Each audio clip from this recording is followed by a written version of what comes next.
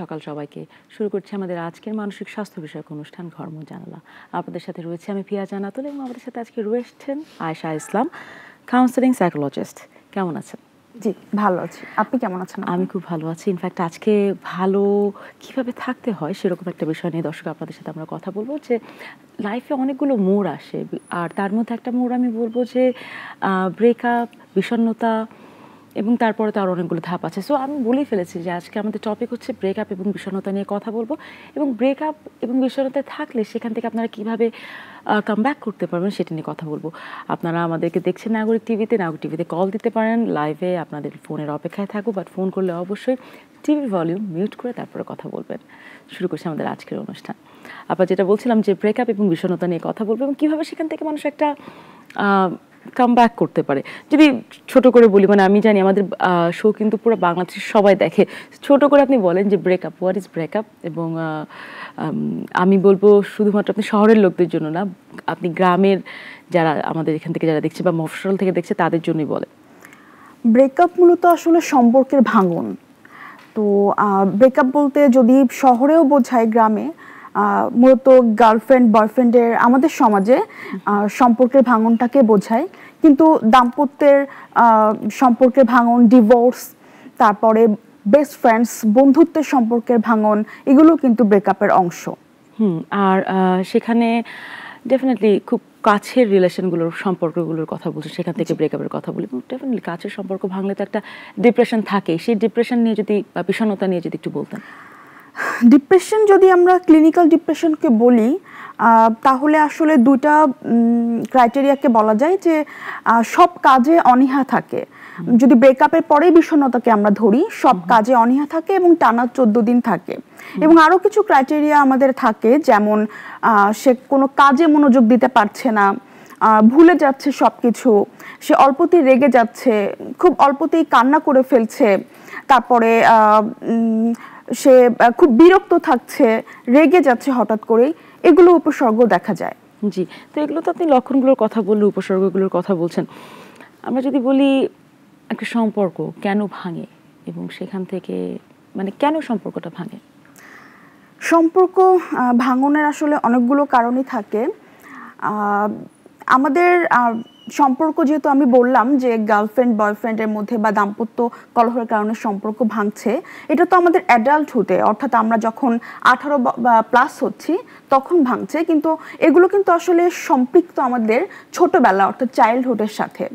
So চাইল্ডহুডে যদি অনেকের এরকম থাকে যে সে ছোটবেলায় তার যে কেয়ার গিভার ছিলেন, কেয়ার গিভার বলতে মূলত বাবা মা দাদি নানি, তাকে যে টেক কেয়ার করতেন, দেখাশোনা করতেন, তাদের সেই জায়গা থেকেও কিন্তু তার চারিত্রিক বৈশিষ্ট্যে কিছু অনিরাপত্তা চলে আসতে পারে।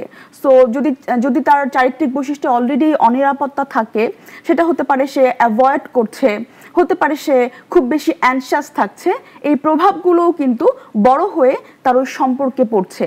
সে হয়তো পার্টনারের প্রতি খুব বেশি পজেসিভ হয়ে যাচ্ছে, সন্দেহ করছে, অথবা ছোটোখাটো ডিটেইলস সম্পর্কে তার কাছে জানতে চাচ্ছে, বারবার ফোন দিচ্ছে, অহেতুকি ফোন দিচ্ছে।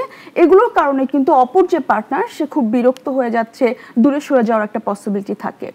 আবার অন্য একটিও থাকে যে অ্যাভয়েড করছে, অর্থাৎ পার্টনারকে বলতে হবে অনেক কিছুই, তার সম্পর্কের ব্যাপারে কথা বলতে হবে, কিন্তু তারা বলছে না, দুজনকে অ্যাভয়েড করছে, বা একজন বলতে চাচ্ছে আর একজন সরে যাচ্ছে। সো এই কারণগুলোতে ব্রেকআপ হতে পারে। হ্যাঁ, কমিউনিকেশন ঠিক না থাকলে সেখানে যে কোনো ধরনের সমস্যা আসবে, সেটা সবসময় বলা হয়। কিন্তু ব্রেকআপের পর একটা ইমোশন আসে, তাই না? ডিপ্রেশনকে আমি ইমোশনের কোনো অংশ বলবো? ডেফিনেটলি।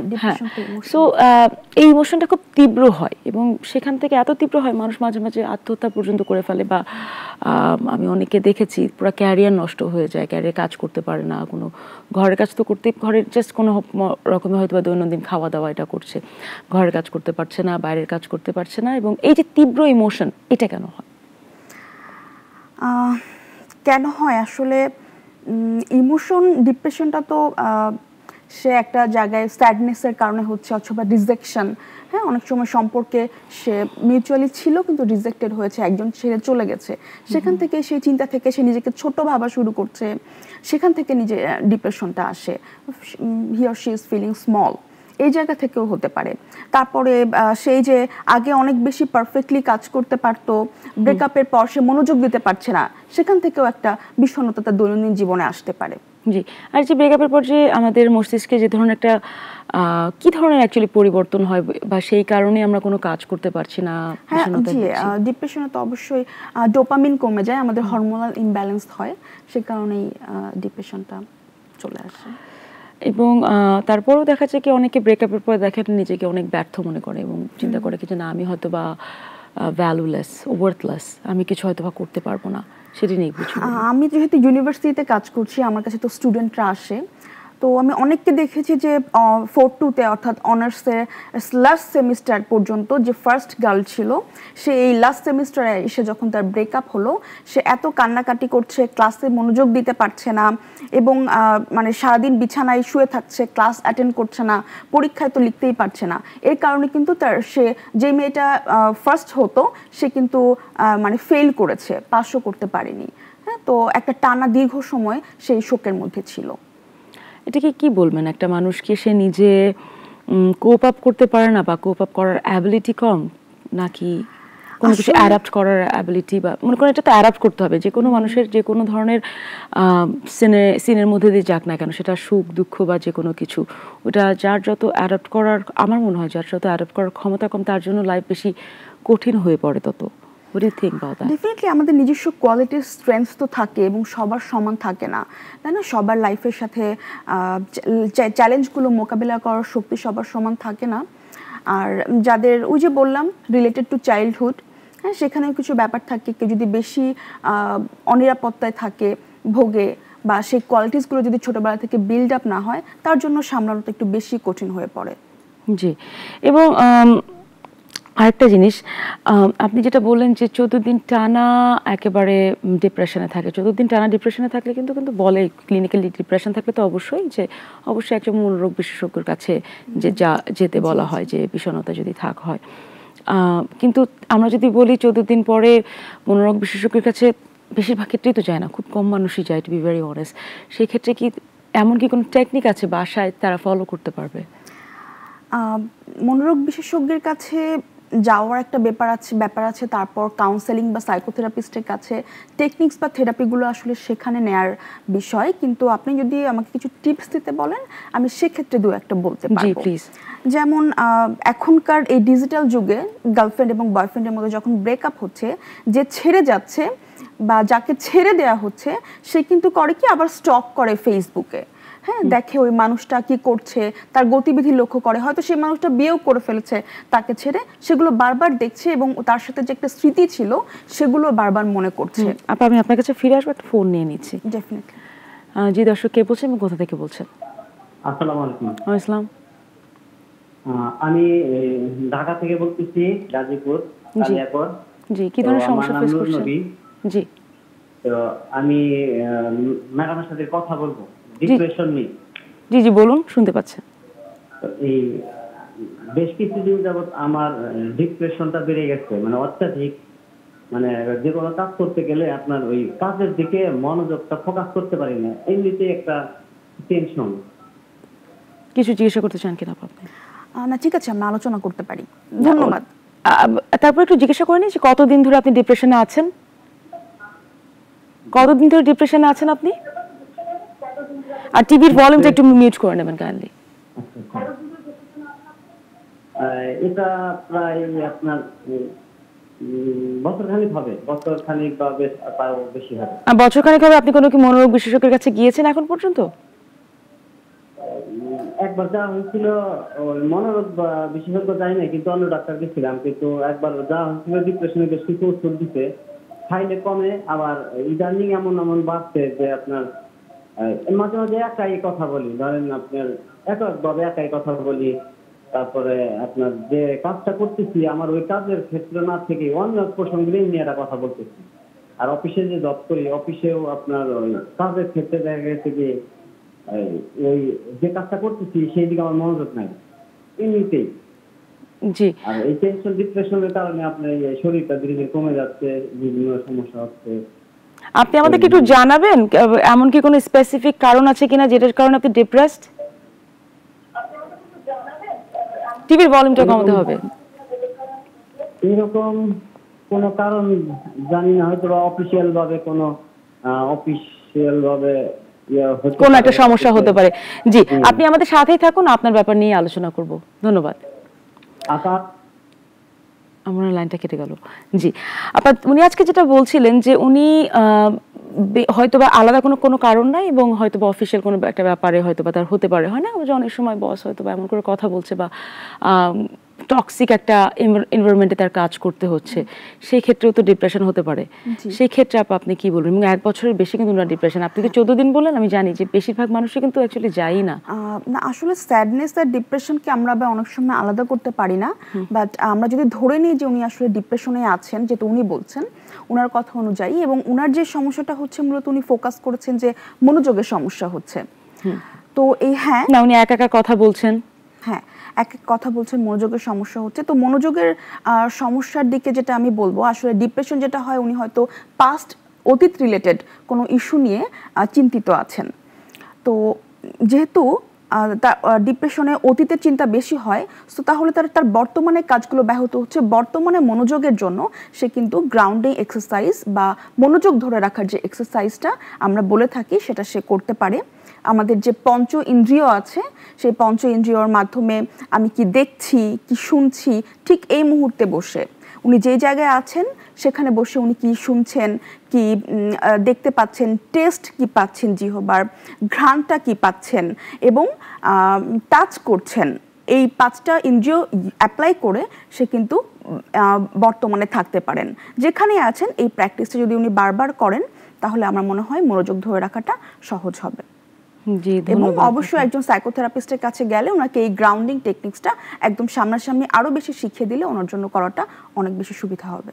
অ্যাবসলিউটলি। এবং নুরনবী ভাই, আপনি দেখলেন আপা খুব সুন্দর করে আপনাকে বুঝিয়ে দিয়েছেন, বাট তারপরেও আমি আপনাকে বলবো, যেহেতু আপনি 1 বছরের বেশি ধরে আপনার ফিল হচ্ছে এবং আপনি মনোরোগ বিশেষজ্ঞ না, আপনি অন্য ডাক্তারের কাছে গিয়েছেন এবং সেই ডাক্তার তো ডেফিনেটলি একজনের তো একটা এক্সপার্টিস থাকে।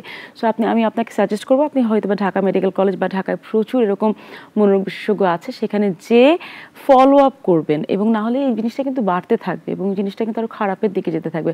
আমরা দেখা যায় কি, আমরা শরীরের কোনো একটা সমস্যা হয়ে গেলে সবসময় ডাক্তারের কাছে ছুটে যাচ্ছি, বাট মানসিক সমস্যা হয়ে গেলে, যে কোনো একটা সমস্যা হলে আমরা বছরের পর বছর সেটা নিয়ে আমরা জিয়ে থাকি এবং সেটা এই জিয়ে রাখার কারণে আরও বেশি খারাপের দিকে চলতে থাকে।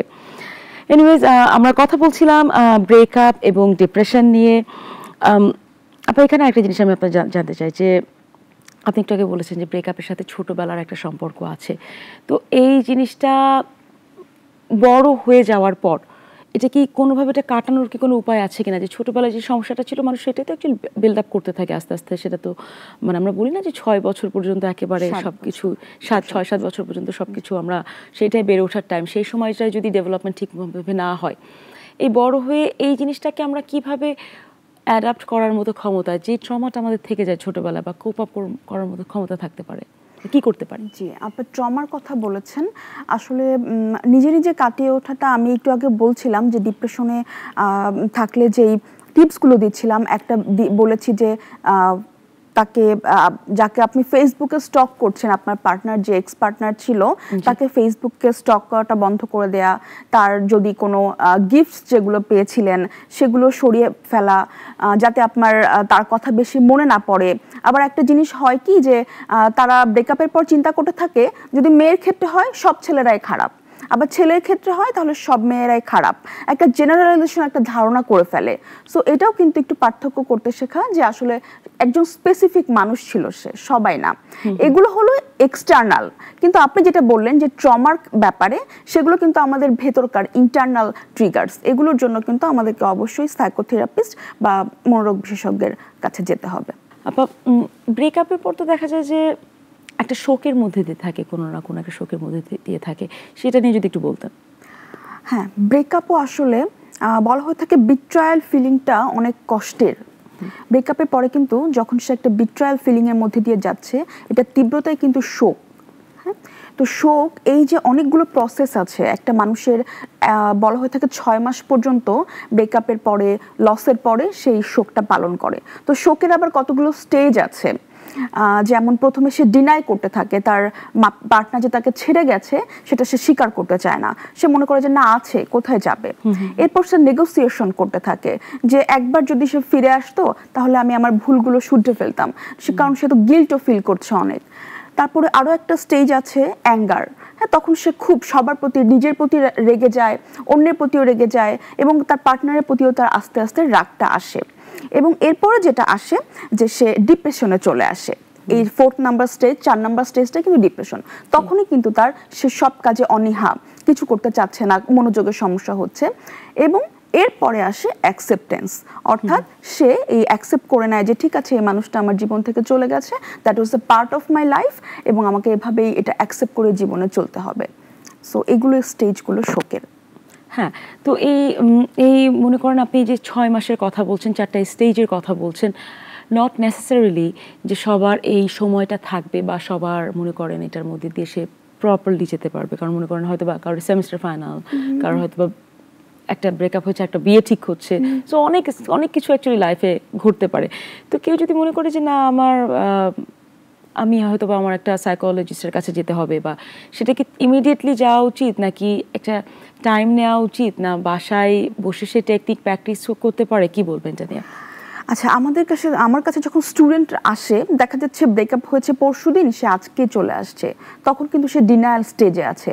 সে বলছে না না, ও তো আমাকে ছেড়ে যায়নি, এই যে ফেসবুকে দেখছি আমি আজকে একটা স্টেটাস দিয়েছি, ওকে নিয়ে দিয়েছি, বা ওই যে কাভার ফটোটার আকাশের আমার নীল রং ভালো লাগে, তো তাই আমি হচ্ছে যে ও আকাশের ছবিটাই দিয়েছে।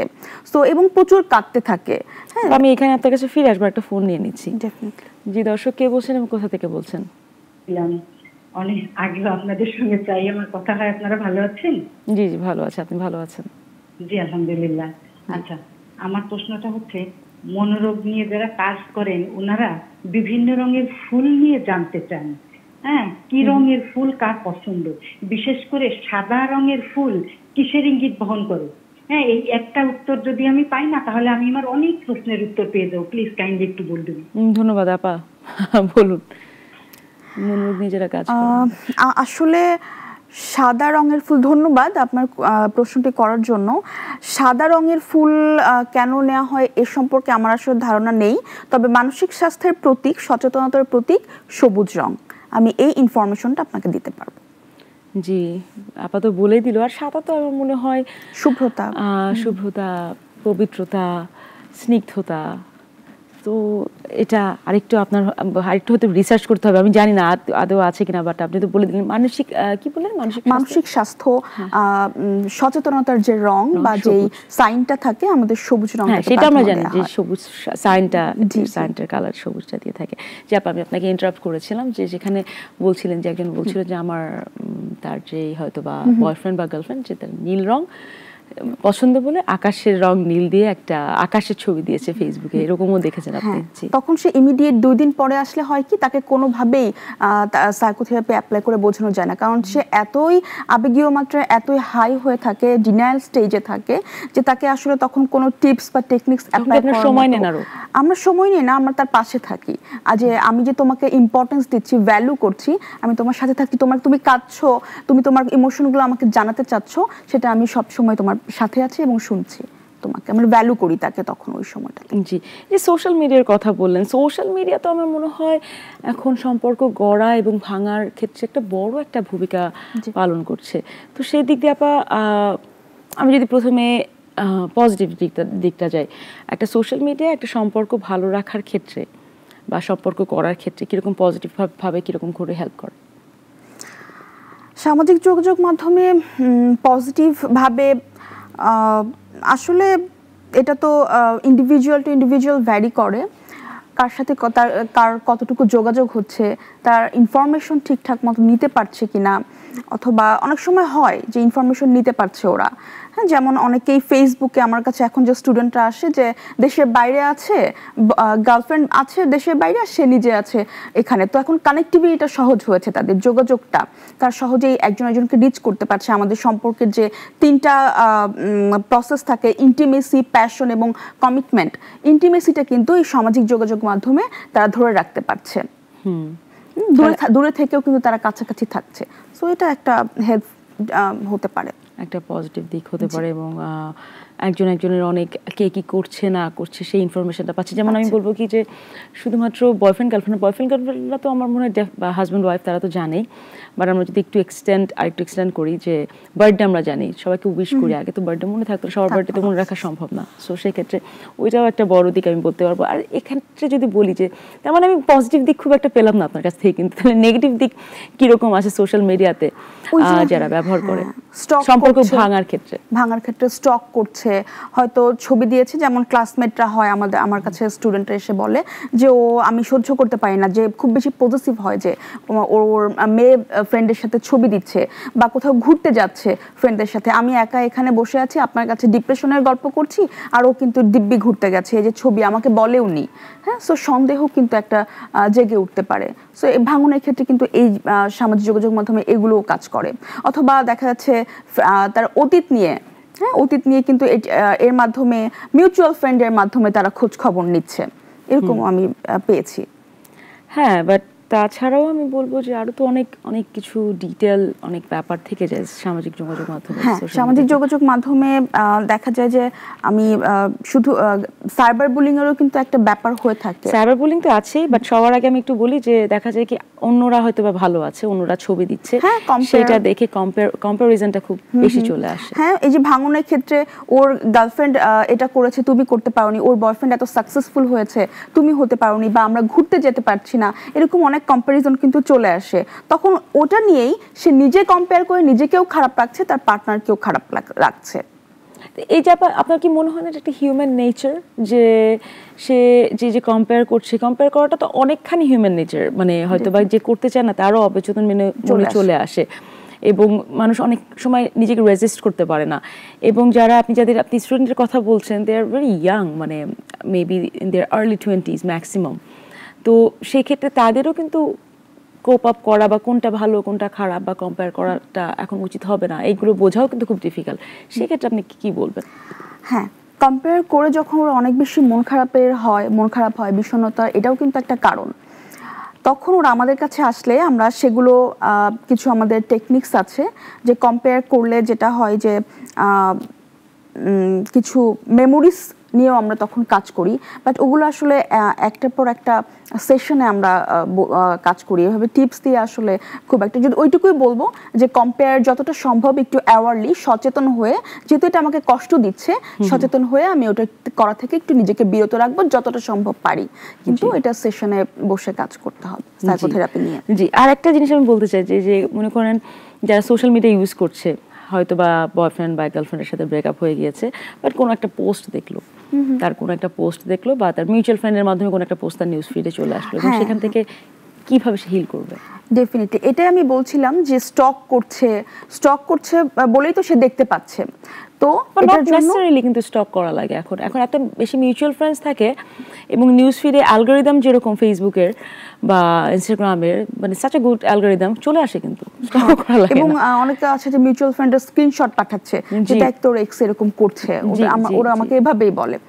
তো যেটা হয় যে আগেই যারা স্টক করা, যেটা আমি করতে না পারি, ব্লক করে দিতে হবে আমার যে পার্টনার আছে তাকে, এবং কোনো মিউচুয়াল ফ্রেন্ড যদি আমাকে এগুলো স্ক্রিনশট পাঠায় সেটা তাকে না করে দেয়া, যে আমি যেহেতু এই সম্পর্কটা থেকে বের হতে চাচ্ছি, আমাকে এই জখমগুলো, আমরা অবশ্যই এটাকে জখমই বলবো, বারবার কিন্তু ওই ট্রমাটাকে একটা মানে কুড়ে খাচ্ছে আমাকে, যে আমি বারবার ওই আমার একটা জায়গায় কেটে গেছে, আমি ওখানে বারবার লবণ দিচ্ছি, ব্যাপারটা এরকম। ব্রেকআপে আমি শোকের মধ্যে আছি, কিন্তু ওই স্মৃতিগুলো মনে করে আমি ওখানে আরো কষ্ট দিচ্ছি, আমাকে হার্ট করছি এবং ট্রমাটাকে জীবিত রাখছি।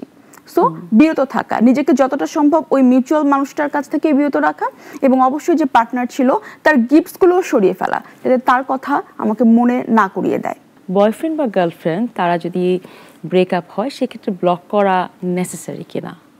হ্যাঁ, যদি আমি দূরত্ব বজায় রাখতে চাই, ওই ট্রমাটা থেকে দূরত্ব রাখতে চাই, তাহলে এখানে ব্লক করে দিলে, অর্থাৎ তার সাথে কানেকশনটা বন্ধ করার জন্য, এখন আমি ফেসবুকে ব্লক করে দিয়েছি কিন্তু আমি ফোন দিয়ে খোঁজ নিচ্ছি বা সামনাসামনি বারবার টেক্সট করছি, দেখা করার জন্য বলছি, তাহলে তো হলো না। না, আমি সেটা বলছি না। মনে করেন আপনি যখন ব্লক করছেন, তার মানে কি অনেকটা, মানে এটা আমি হলে আমি সেটা চিন্তা করতাম যে তার মানে কি আমি একসেপ্ট এখনো করতে পারিনি, আমার একসেপ্টেন্সটা আসেনি যে তার সাথে আমার সম্পর্ক নাই, বিকজ তার সাথে আমার সম্পর্ক যে ব্রেকআপ হয়ে গিয়েছে এটার জন্য আমার একটা ফোর্সফুলি কিছু নিজেকে ফোর্স করতে হচ্ছে।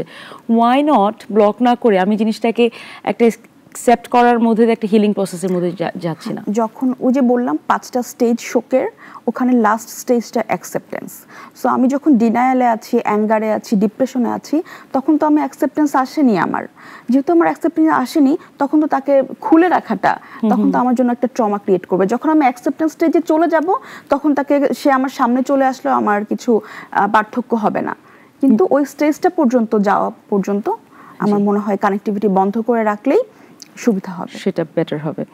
আর একটা জিনিস যে দেখেন আপনি বললেন যে মাঝে মাঝে বিষণ্ণতা থেকে ক্লিনিক্যাল ডিপ্রেশনে চলে আসে 14 দিন পরেই বেসিক্যালি নাকি, এবং মাঝে মাঝে মানুষ খুব স্যাড হয়ে যায়, এবং একটু আগেও বলেছেন স্যাডনেস এবং ডিপ্রেশনকে আমরা ডিফারেন্সিয়েট করতে পারি না অনেক সময়, কিন্তু স্যাডনেস এবং ক্লিনিক্যাল ডিপ্রেশনকে আমরা কি ডিফারেন্সিয়েট করতে পারি?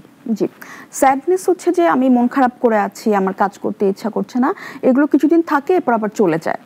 কিন্তু ডিপ্রেশন যেটা হয় যে টানা 14 দিন থাকছে এবং এরপরে আমি আরো সাফার করছি। সাফারিংটা যদি একটু বলতেন। এই যে দর্শক একজন বললেন যে সে মনোযোগ দিতে পারছে না কোনো কিছুতে, অযথায় হুট করে ছোটখাটো কিছুতে কেঁদে ফেলছে, তারপরে সে নিজেকে খুব বেশি ছোট মনে করছে, তার আত্মবিশ্বাস কমে যাচ্ছে, ইভেন তার আত্মহত্যার প্রবণতাও কিন্তু চলে আসতে পারে।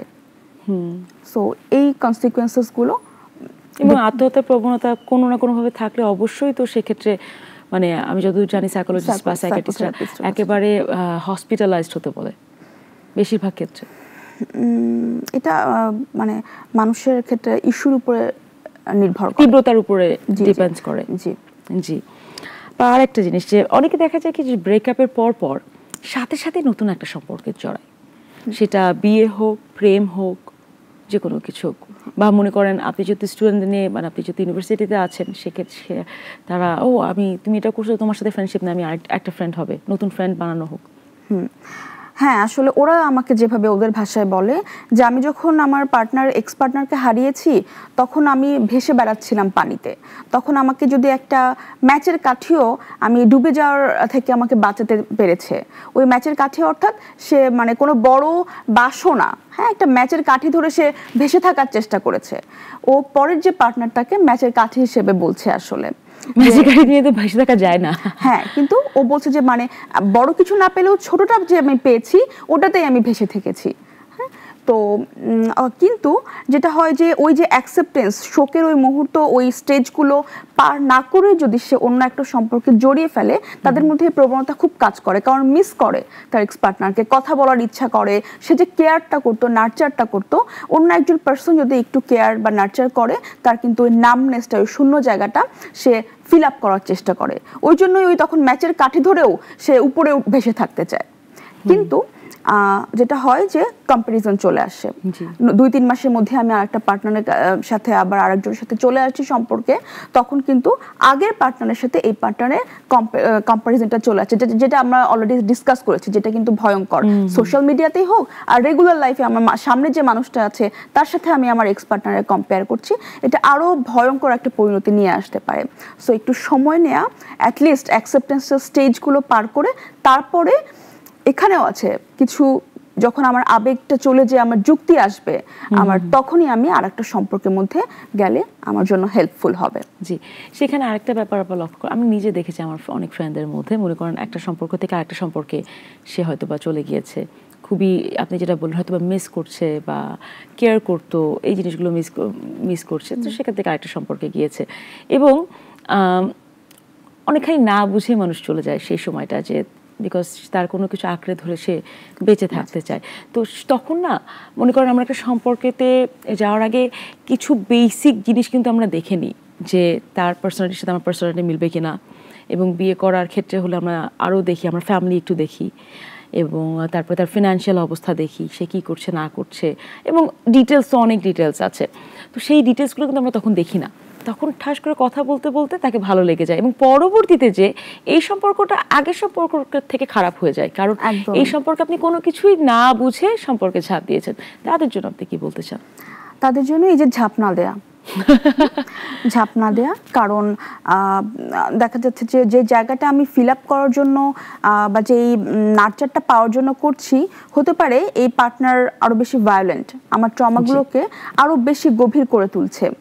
সো চিন্তার যেহেতু এত সহজে লজিক্যালি যে আপনি যেগুলো বললেন, ওই সময় আমাদের এত আবেগ এত বেশি উচ্চ পর্যায়ে থাকে যে আমরা চিন্তা করার সময় পাই না, তাহলে যখন আমরা চিন্তা করার স্টেজে আসবো, একটু স্টেবল হব, তখনও যেন আমরা অন্য সম্পর্কে ঝাঁপ দিই। ঝাঁপ দেওয়ার আগে একটু ভেবে নেই, এখানে একটু পজ দেয়া, ভেবে না নিতে পারলেও একটু পজ দেয়া।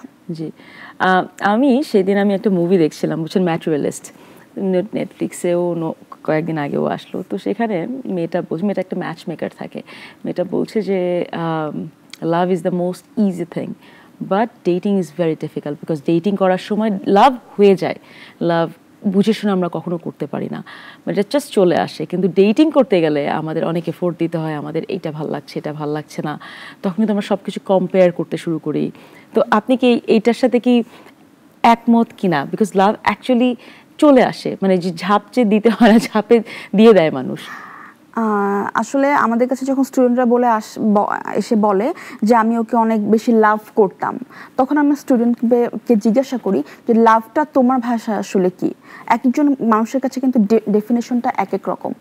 হ্যাঁ, অনেক সময় লাভ মানে কমিটমেন্ট, অনেক সময় লাভ মানে আরেকজনের প্রতি অনেক বেশি প্যাশনেট থাকা, অনেক সময় লাভ মানে কিন্তু ইন্টিমেসিটা, কত দ্রুত সে দেখা হচ্ছে, আমি কত সে আমার বেশি কেয়ার করছে, ঘন্টায় ঘন্টায় ফোন দিচ্ছে কিনা। এক একজনের কাছে কিন্তু লাভের ডেফিনেশনটা এক এক রকম। ও অ্যাবসলিউটলি, আমার কাছে লাভ মানে রেসপেক্ট। সো আমার মনে হয়, হ্যাঁ, আর এটা আমার মনে হয় বয়সের সাথে সাথে আরো অনেক বেশি চিন্তা ভাবনা ম্যাচিউরড হয়, এবং তার কাছে হয়তো বা ডেফিনেশনটাও অনেক ডিফারেন্ট হওয়া স্টার্ট করে।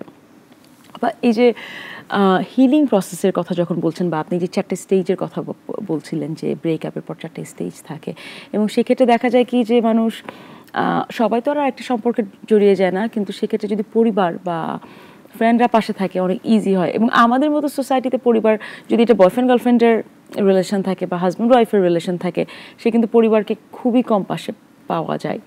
এবং স্যাডলি বাট মেয়েদের গায়ে অ্যাকচুয়ালি তীরটা আসে, যে হয়তো মেয়েটা কোনো একটা সমস্যা ছিল, বিশেষ করে বিয়ের পর। সেক্ষেত্রে আপা, যখন পরিবারকে পাশে পাওয়া যায় না, বন্ধুদের পাশে পাওয়া যায় না, হিলিং প্রসেসটা কীরকম হতে পারে? পরিবার এবং বন্ধুর সাহায্য ছাড়া আসলে হিলিং প্রসেসটা অনেক ডিফিকাল্ট, অনেক বেশি ডিফিকাল্ট। এবং কারণ ওই সময় যেহেতু সে তার খুব কাছের একজন মানুষকে হারিয়েছে, সে কিন্তু নার্চার কেয়ারটা আশা করছে, সেটা ওই সময় কিন্তু আসলে ওই যে ঝাঁপটা দেয়, যেহেতু কাউকে পরিবারকে পাচ্ছে না। সো পরিবারের মানুষগুলো যদি থাকে পাশে, তাহলে কিন্তু সেই ভুলটা আবারও করতো না। সো এই জন্য পরিবারের মানুষ যদি একটু পাশে থাকে, কেয়ারটা ওই জায়গাটা ফুলফিল হতো, তাহলে আমার মনে হয় ভালো হয়। আর পরিবারের মানুষ যদি পাশে না থাকে, একজন খুবই ট্রাস্টেড ফ্রেন্ড, সবারই না হোক, কিছু মানুষের তো বেস্ট ফ্রেন্ড থাকে, তো আমরা যেটাকে সেফ প্লেস বলি আমাদের ভাষায়, এই সেফ প্লেসটা সে কিন্তু খুঁজতে থাকে। ইভেন সেফ প্লেসটা যদি না পায়, তখনও কিন্তু আত্মহত্যার দিকে একটা প্রবণতা চলে আসে। ব্রেকআপ এবং বিষণ্ণতা, একটা মানুষের যদি ব্রেকআপ হয়, আপনার কি মনে হয় যে সাইকোলজির ভাষায় অ্যাকচুয়ালি কি বলে, মানুষটাকে আরো পরিণত হয় নাকি আরো বেশি তাকে ভয় পাইয়ে দেয়? সাইকোলজির ভাষায় যদি আমরা বলি, একটা মানুষ যখন বয়স বাড়ছে, কিছু ট্রমাটিক এক্সপিরিয়েন্সের মধ্যে দিয়ে যাচ্ছে, এবং সে কিন্তু কোপও করছে, তাই না, তাহলে এটা তার একটা স্ট্রেংথ। একবার না, জীবনে অনেকবার ব্রেকআপ হতে পারে, তাই না? একবার গার্লফ্রেন্ড বয়ফ্রেন্ডের মধ্যে ব্রেকআপ হয়েছে, আবার দাম্পত্য জীবনে যে ডিভোর্স হয়েছে, যদিও দুটো ভিন্ন জিনিস, কিন্তু সম্পর্কের ভাঙন তো। সো আগে যে স্ট্রেংথগুলো ছিল তার, সেগুলো কিন্তু পরবর্তীতে ওই সময় সে কিভাবে শোকটা কাটিয়ে উঠেছিল, পরবর্তীবার যখন তার ব্রেকআপ হচ্ছে, তখন কিন্তু ওই স্ট্রেংথ, ওই কোয়ালিটিসগুলো সে মনে করে নিজেকে হেল্প করতে পারে। জি, অনেকে কিন্তু আছে যে দেখেন একটা রিলেশনশিপের ব্রেকআপের পর বা আশেপাশের ব্রেকআপের পর তার নিজের হয়তো কোনো ব্রেকআপ হয়নি, এটা দেখে কোনো সম্পর্কে জড়াতেই চায় না, সেটা বিয়েতেও জড়াতে চায় না, কোনো সম্পর্কেও জড়াতে চায় না। এবং এখন এই সংখ্যাটা এত বাড়ছে, অনেক বাড়ছে, আপনি দেখবেন। সেক্ষেত্রে কি বলবেন? এখানে হ্যাঁ, ফোবিয়া কাজ করে অনেকের বিয়ে নিয়ে। রেসপন্সিবিলিটি নিতে হবে, সেটা নিয়েও একটা ফিয়ার কাজ করে। আসলে ওই যে বললাম, যার ব্রেকআপ হচ্ছে সেও মনে করছে সব মেয়েরা খারাপ অথবা সব ছেলেরা খারাপ। সো আমার বন্ধুর যখন হচ্ছে তখনও যদি আমি এই চিন্তাটা করে নেই, এটা কিন্তু আমি বলেছি যে একটা জেনারেলাইজ ধারণা।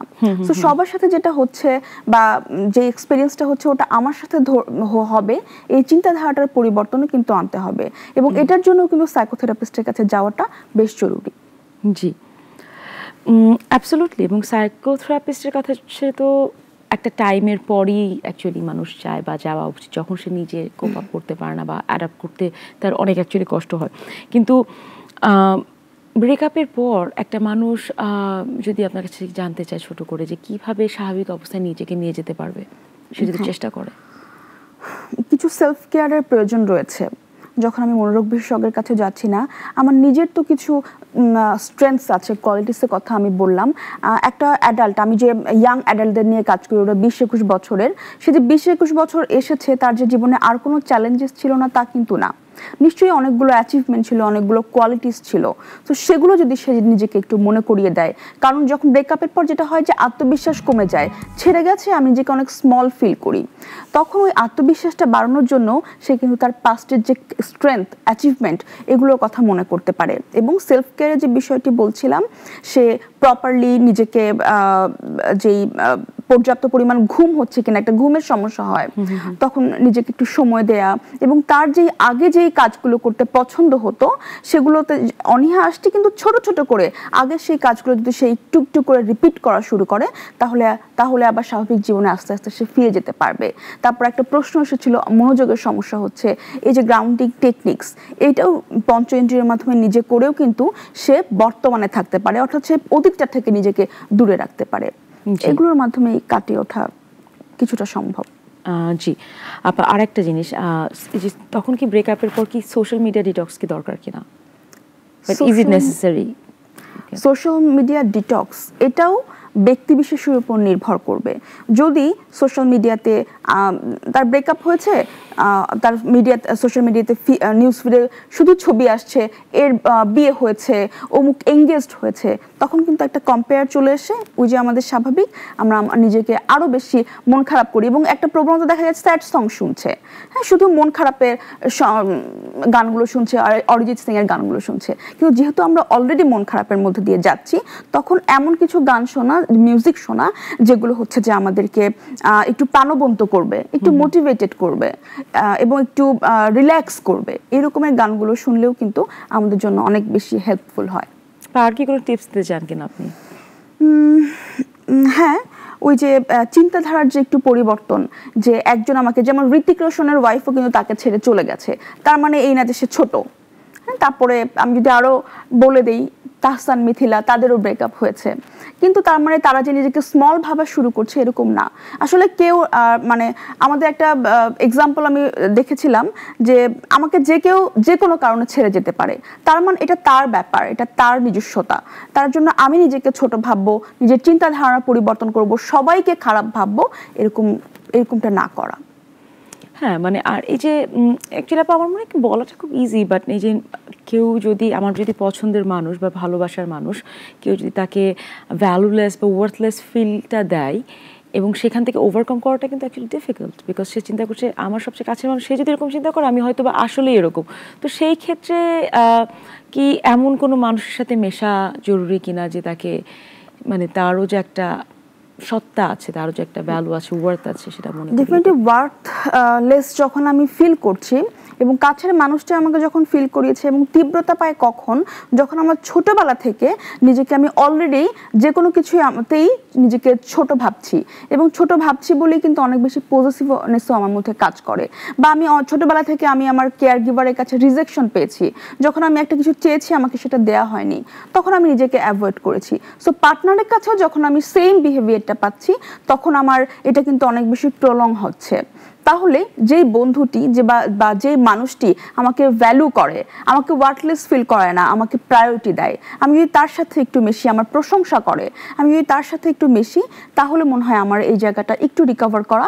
এবং ডেফিনেটলি আমি বলবো ব্রেকআপের পর হয় কি, ওই যে আমাকে ছোট করেছে, আমার জীবনটা ওইখানে আটকে থাকে। কিন্তু আমার যে আরও পার্সপেক্টিভ আছে, আমার পড়াশোনা আছে, আমার ক্যারিয়ার আছে, আমার ফ্যামিলি আছে এবং আমার একটা ভবিষ্যৎ আছে, এই জায়গাগুলো যদি আমি একটু মনোযোগ দিই, একটু ফোকাস করি এবং কিছুটা সাকসেস পাওয়া শুরু করি ওই জায়গাগুলোতে, তখন কিন্তু ওই যে ওয়ার্থলেসটা আর ফিলিংটা আস্তে আস্তে কমে যাবে। কারণ আমি দেখছি আমি নিজেই সাকসেসফুল, ও যাই বলুক না কেন। জি, সেটাই। অ্যাকচুয়ালি আমার মনে হয় যে কোনো কিছুতে, দর্শক আপনারা যারা আজকে শুনছেন, আজকে আমাদেরকে যারা দেখছেন, তাদের জন্য বলতে চাই, যে কোনো জায়গায় আপনি যদি নিজেকে নিজে ভ্যালু না করতে পারেন, আরেকটা মানুষ কিন্তু দেবে না। আর কিছু কিছু বাউন্ডারি সেট করতে হয় লাইফে সব জায়গায়।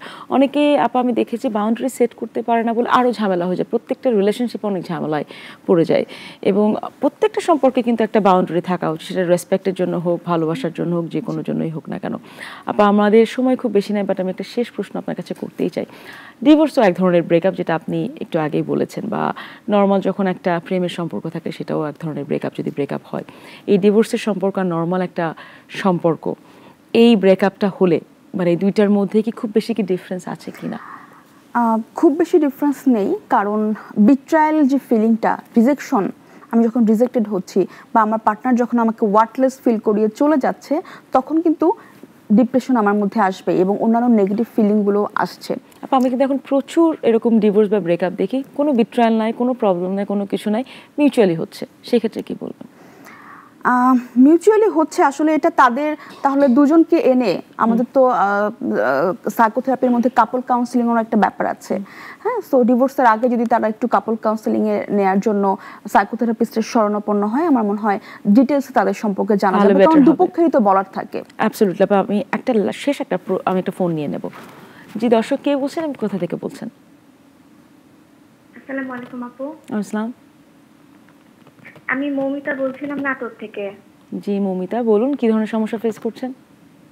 আসলে আপু আমার এইবার 18তে পড়ছে, তো আমি একটা রিলেশনে আছি, আমার রিলেশন নিয়ে কোনো প্রবলেম নাই, ফ্যামিলির কোনো প্রবলেম নাই, কিন্তু আমার অল্পতেই মন খারাপ হয়ে যায় যে কোনো বিষয়ে, আমি অতিরিক্ত রেগে যাই। তো এই বিষয়টা দিয়ে আমি কি করতে পারি? আসলে আমার কি কোনো সমস্যা? আমি কি কোনো সাইকোলজিস্ট দেখাবো কিংবা এরকম কিছু আপু? আচ্ছা, সাথে থেকে আপা কিছু বলতে চান কিনা আপনি? হ্যাঁ, কতদিন ধরে হচ্ছে আপনার এটা?